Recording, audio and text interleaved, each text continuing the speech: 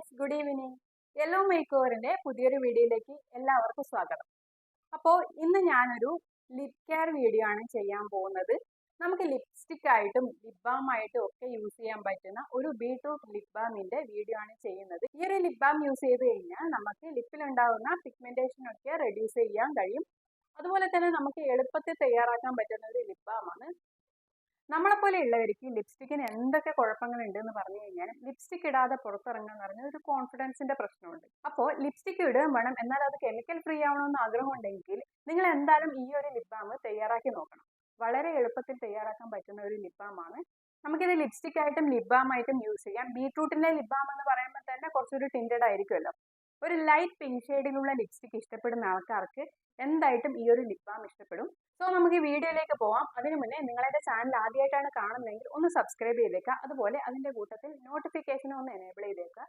So നമുക്ക് ഈ വീഡിയോയിലേക്ക് പോവാം.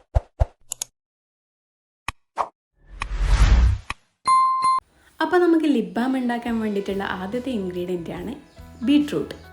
ബീട്രൂട്ട് നന്നായിട്ട് കഴുകി വൃത്തിയാക്കി തൊലിയൊക്കെ കളഞ്ഞെടുക്കുക. ഞാനിതിൻ്റെ ഹാഫ് പോർഷൻ മാത്രമേ എടുക്കുന്നുള്ളൂ ബീട്രൂട്ട് ലിപ് ബാം ഉണ്ടാക്കാൻ വേണ്ടിയിട്ട്. സോ അതിൻ്റെ ഹാഫ് പോർഷൻ എടുത്തിട്ട് ഇതുപോലെ നന്നായിട്ട് ഗ്രേറ്റ് ചെയ്തെടുക്കുക. ഇതിൻ്റെ ജ്യൂസാണ് നമുക്ക് വേണ്ടത്. ഇത് ഗ്രേറ്റ് ചെയ്തെടുക്കാതെ കട്ട് ചെയ്ത് നമുക്ക് മിക്സിയുടെ ജാറിലിട്ട് അടിച്ച് ജ്യൂസ് എടുത്താലും കുഴപ്പമില്ല. പക്ഷേ ഞാൻ ഇങ്ങനെയാണ് എടുക്കുന്നത്. ഇതിൻ്റെ ജ്യൂസ് എടുക്കുമ്പോൾ നമ്മൾ ഒട്ടും വെള്ളം ചേർക്കാൻ പാടില്ല.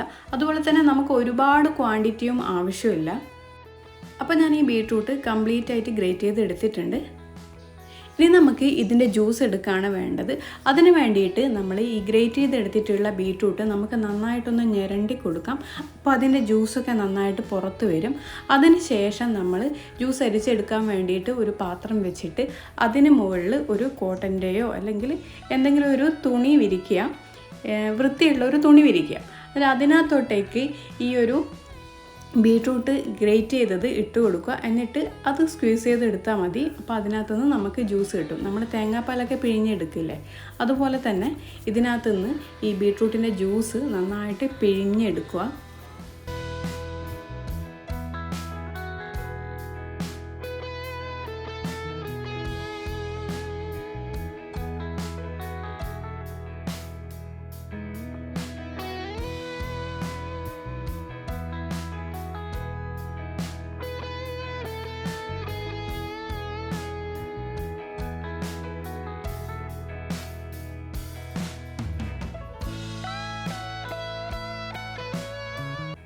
സോ നമ്മൾ ജ്യൂസ് പിഴിഞ്ഞെടുത്തിട്ടുണ്ട്. ഇത്രയാണ് നമുക്ക് കിട്ടിയിട്ടുള്ള ജ്യൂസ്. ഇത്ര മാത്രമേ ആവശ്യമുള്ളൂ. നമ്മൾ ലിപ് ബാം എന്ന് പറയുമ്പോൾ കുറച്ചൊരു ക്വാണ്ടിറ്റിയല്ലേ തയ്യാറാക്കുള്ളൂ.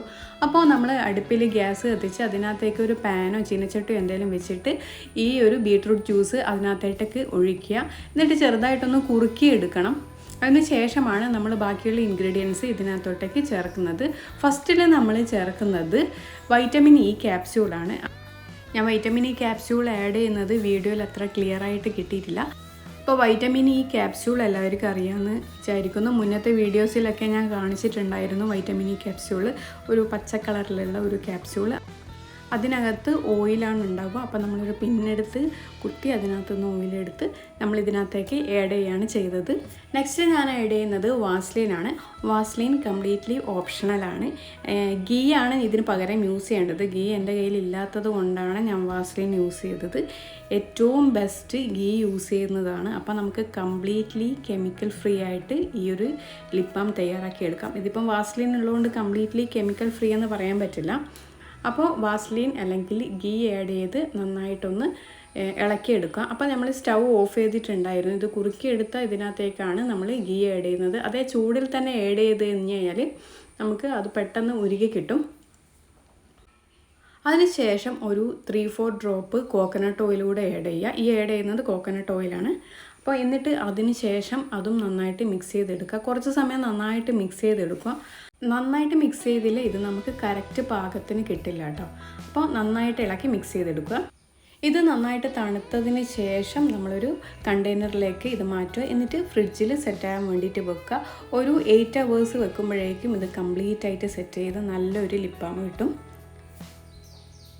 ഇപ്പോൾ കുറച്ച് ലൂസിലാണ് കിടക്കുക. അത് ഫ്രിഡ്ജിൽ വെച്ചിട്ട് സെറ്റ് ആകുമ്പോഴത്തേക്കും നമുക്ക് നല്ല കട്ടിയുള്ള ലിപ് ബാം കിട്ടും. സോ ഇത്രയേ ഉള്ളൂ, എളുപ്പത്തിൽ തയ്യാറാക്കാൻ പറ്റും.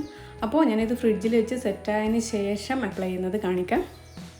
അപ്പോൾ ഞാൻ ഈ ഒരു ലിപ് ബാം അക്വാലോജിക്കിൻ്റെ കഴിഞ്ഞ ഒരു മോയ്സ്ചറൈസറിൻ്റെ പാത്രത്തിൽ ഇട്ട് വെച്ചിട്ടുണ്ട്. ഇത് ഫ്രിഡ്ജിൽ സൂക്ഷിച്ചതായിരുന്നു. അപ്പോൾ നമുക്കിതൊന്ന് ട്രൈ ചെയ്ത് നോക്കാം.